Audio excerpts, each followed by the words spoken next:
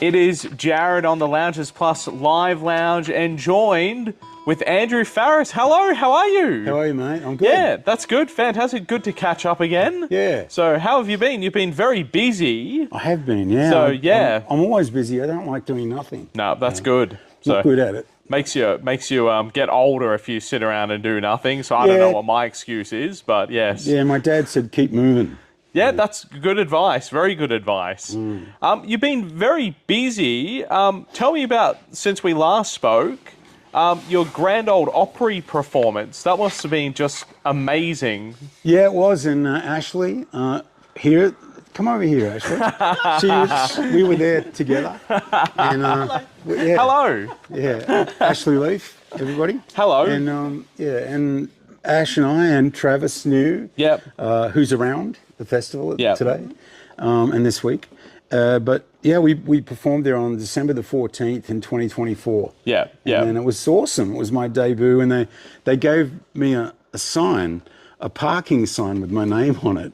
So I could actually drive up there and park there, and I was like, wow, when I got there, I couldn't believe it. That's very cool. That's incredible, because there's not many Australians that have ever performed on the Grand Ole Opry. There's like a handful, like 5 or 6. There's like very few that get to. And of course, you performed there with Keith Urban as well. He joined you on stage. Yeah, I invited Keith, and unfortunately he wasn't out on tour and he could do it, and he came along, and I hadn't seen him for many years, and we worked very different genres for a very long time, and but Keith's awesome, incredibly talented man and a good guy. Had you caught up had you crossed paths often with Keith prior to that performance at the Grand Ole Opry? I'll tell a quick story.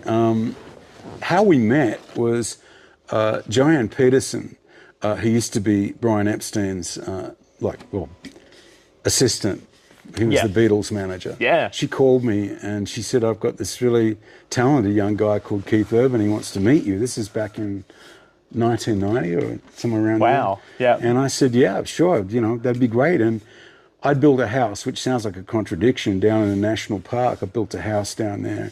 And he came down, and I think he was trying to impress me because he came in a limousine, and it wasn't, the road was terrible. It was like, you need a 4-wheel drive, And I had never built a house before, so I had my door key hanging out the back of the carport, and I was dangling off the carport when he arrived.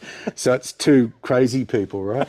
And I invited him in. Literally, I'd only been in the house a week, and we came in, and he started playing and singing. I think he was a bit nervous, and then I said to him then, you don't need my advice, you just need a drink, which is probably a terrible joke now, but, and we did. We sat together just out there, and but then I bumped into him a few times afterwards, just running around everywhere like you do, and I worked a lot overseas, and so I'd see Keith, and I always enjoy my time with him. He's a good guy. Is it always funny when you see people like that are starting out in the music industry, really, really, really green and new like that, and then see them sort of take off and explode through the stratosphere? That must be kind of cool. Well, it is, and it's a sort of an interesting thing too, because most people who dream of being really successful, it's some of the most exciting time you have in your career, even though you don't realize it, is when you're starting out and you're not really, really successful. When you're really, really successful, it takes on a whole different thing, and trust comes in. You don't know sometimes who to trust. You don't know who's who around you and whatever. And I don't know how to put it any other way. And there's 2 ways. Not only do you have to survive as a human being, you have to survive that, actually. Yeah. There's 2 things that are running. Yeah.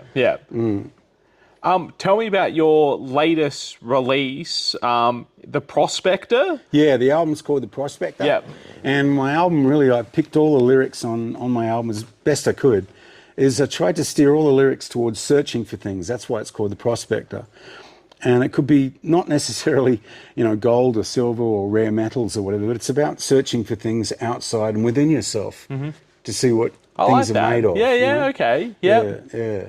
Is it a little bit more, I imagine with the name like The Prospector, the image I kind of get, is it a little bit more of you going into country more so than maybe your first solo album that you released, 2020, 2019? Yeah, Is it a bit more country? Well, yeah, and I put out an EP during that time we won't mention. Yes, and yes. and that was a 5-track EP, and so it's really sort of my third release in a sense. But I think I'm way overdue to put this album out. I just got, well, as you do, got sidetracked by life. Yeah. Had some extended family health matters that needed attention in my life and their lives, and so I focused on things that really mattered. Yeah. And that's why I'm putting out the album sort of later than I intended to. But yeah.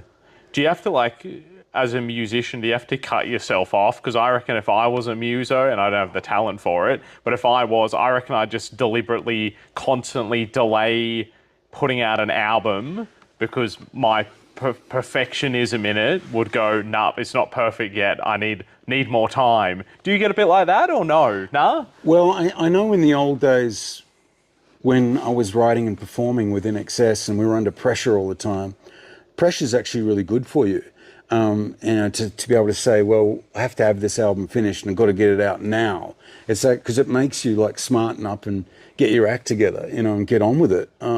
If you otherwise, exactly what you just said, you'll procrastinate and keep thinking, which I'm guilty of doing as well, but I keep wanting to make it better. Well, it's a natural thing, isn't it? As an artist, you keep wanting to make things better. Yeah, of course.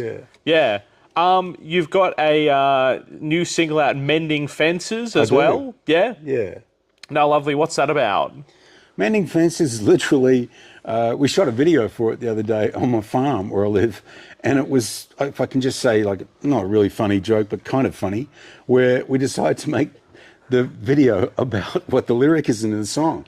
And I found myself actually straining up a fence, and I was, clearing a trough out that was actually dirty, and the fence was actually broken. And at the end of it, I thought, that's the first video I've ever made where I did something useful. Because by the time the video finished, I'd actually finished working. Kill two birds with one stone, working smarter, not harder. Yeah, that's right. Yeah, exactly. Yeah, it's the first video I've ever made like that. Keep doing that. Yeah, that's right. Are you going to perform Mending Fences for us today or something else? Mate. Yeah, I can do that. Ash, what do you reckon? The Mending Fences? Absolutely. Yeah, okay. I co-wrote this song with Stephen Wilson Jr. Out of Nashville, and a couple of years back now. And Stephen's having tremendous success in the United States, as he should. Anyway, the song's called Mending Fences. Yeah.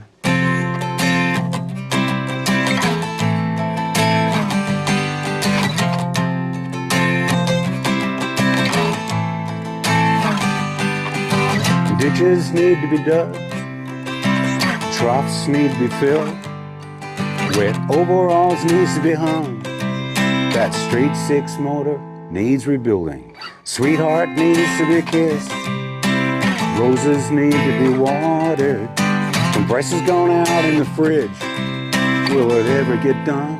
Why bother? I say my prayers and give it all to him, the sun comes up and I'll do it all over again.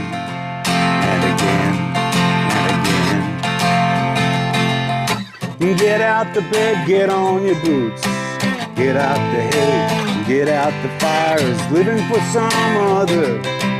God will cover my expenses. Gloves are made of leather, and I can change my heart, but not the weather. I'm fixing to be broke forever, life is never ending. Mending fences, mending fences.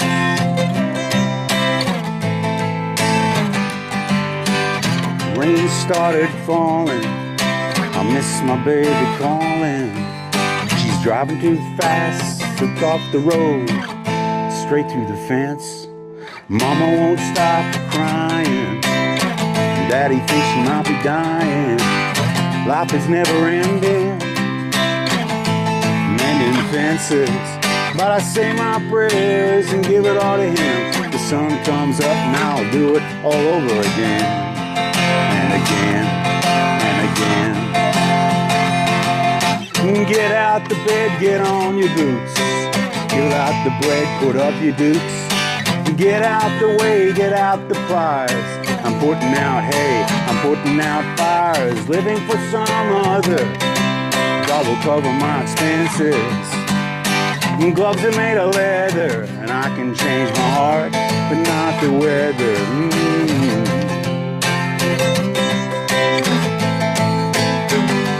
Mending fences, mending fences.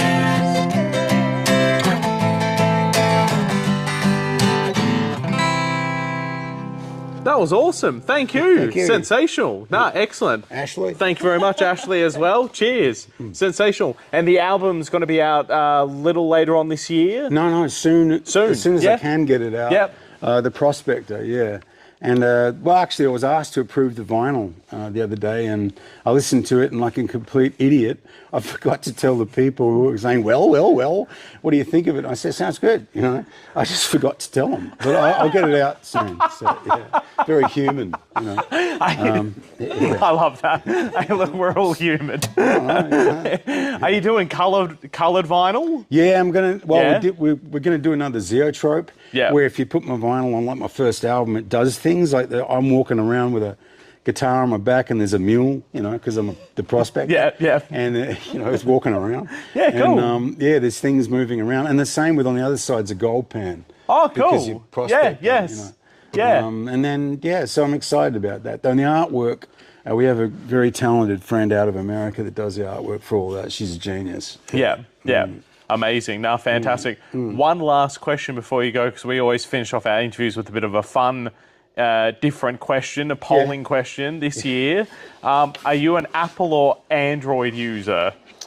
Apple. Apple, okay, Yeah. another one. I think we've had one Android so far, haven't we? Everyone's been Apple. Well, my only comment about that is, you know, once you get dragged into the tech world, which we are forced to these days, you know, no choice. Yeah, really. yeah.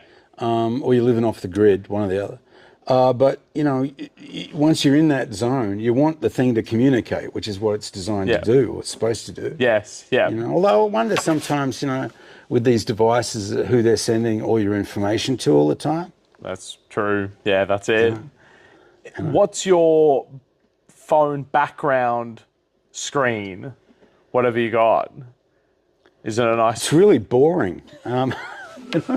It's just, I don't know. It's, you know, It's black. it's black and dark. No, you know, it's, I don't know, mate. What's yours? You know? Do you want me to show you how you put a background on there? Sure. Okay. Well, I'm up for learning. You know, you go through life learning, really. You never learn enough. But yeah, sure. Okay. Fantastic. Andrew, great to chat as always. Thank you so much. All the best with the new album. I look forward to hearing it. All right, Thank mate. you. Good night. Thanks for having me. Cheers. Thank you. Yeah. Thanks.